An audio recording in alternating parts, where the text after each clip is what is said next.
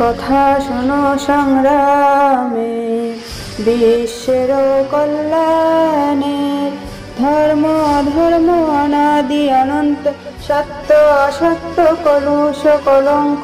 কথা শোনো স্বার্থের পরমার্থের, শক্তির কথা ভক্তির কথা, জন্ম জন্মের মুক্তির কথা, জীবনের সারাচ্ছার সত্যের কথা।